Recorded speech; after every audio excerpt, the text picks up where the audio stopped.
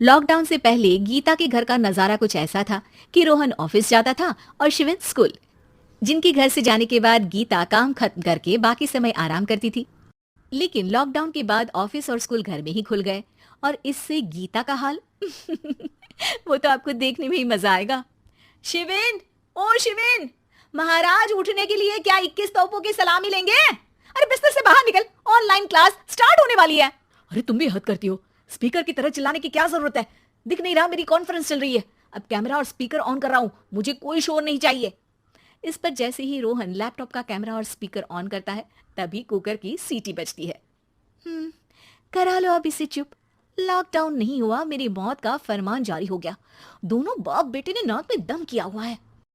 ऐसा बोलकर गीता वहां से शिविन के कमरे में पहुंच जाती है, जहां शिविन अभी भी सो रहा होता है। ओ आलसी, अब अगर 5 मिनट में नहीं उठाना तो आज तेरा गेम और यूट्यूब कैंसिल। माँ की बात सुनकर शिविन बिना 1 मिनट गंवाए उठ खड़ा होता है। उठ गया, अभी नहाकर भी आता हूँ।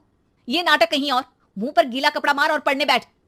शिविन की ऑनलाइन क्लास स्टार्ट हो जाती है, जिस पर गीता उसे वहां बिठाकर रसोई में चली जाती है।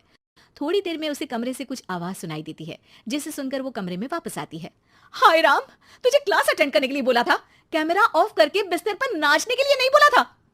मम्मी मुझे कुछ समझ नहीं आ रहा, आप बाद में पढ़ा देना ना, वैसे भी अटेंडेंस तो लगी गई है।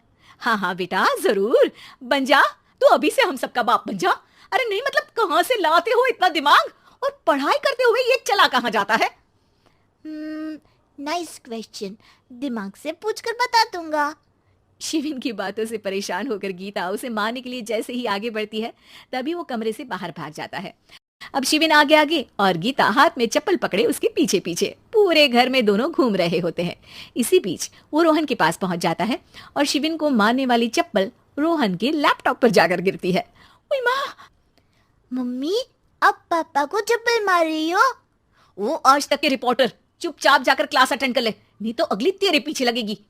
इस पर शिविन वहां से चला जाता है, जिसके बाद रोहन गीता से कहता है, इस सर्कस के लिए कुछ बोलना चाहोगी?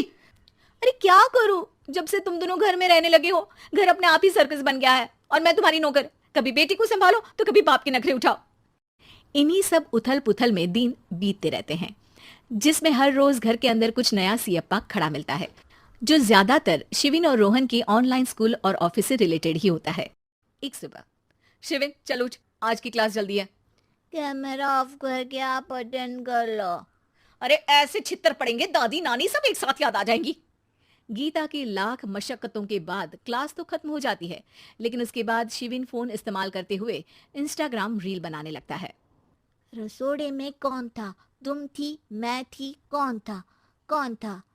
हाँ, मैं गरीब हूँ। अरे ओ गरीब के बेटे, आजा, मैं बनाती हूँ तुझे गरीब। मैं बताती हूँ रसोड़े में कौन था। पढ़ाई करने बोलो तो इनकी माँ मर जाती है और ये पागलपंतियां जितनी मर्जी करा लो। गीता शिविन को डांट रही होती है, तभी रोहन बीच में बोल पड़ता है। अरे बच्चा ही तो है, इतना गुस्सा क्यों कर रही हो? बेटे का साथ देने की इसी एक कोशिश में अब शिविन के साथ साथ रोहन भी गीता के गुस्से की सूली पर चढ़ जाता है। अगर बेटे पर इतना ही प्यार आ रहा है तो इसे क्लास अटेंड क्यों नहीं कराते, इसका होमवर्क क्यों नहीं कराते? उस समय तो बहुत जल्दी मीटिंग आ जाती है, वो काम मैं करूं और यहाँ इस बेफिजूली की चीज में तरफदारी करके बन जाओ महान। हे भगवान, कोई तो इनके ऑफिस और स्कूल खुलवाओ, मैं इन्हें और घर में नहीं सह सकती। अरे कुछ और मांग लेती, क्योंकि तुम्हारी ये विश इस साल तो पूरी होने से रही, कोरोना। हाय नास पीटे ने जिंदगी ही बर्बाद कर दी। खाए कोई पचाए कोई, कल मुझे चुन चुन कर सबको मेरी बद्दुआ लगेगी। उन्होंने दुनिया का और इन बाप बेटे दोनों ने मेरा जीना मुश्किल कर दिया। गीता वहां से चली जाती है, जिसके बाद रोहन शिविन से कहता है, अरे तुम्हारी मम्मी इतनी भड़की हुई क्यों है? आपकी वजह से पूरा समय घर में रहते हो और उस पर कोई काम कराने की जगह बस ऑर्डर देते रहते हो।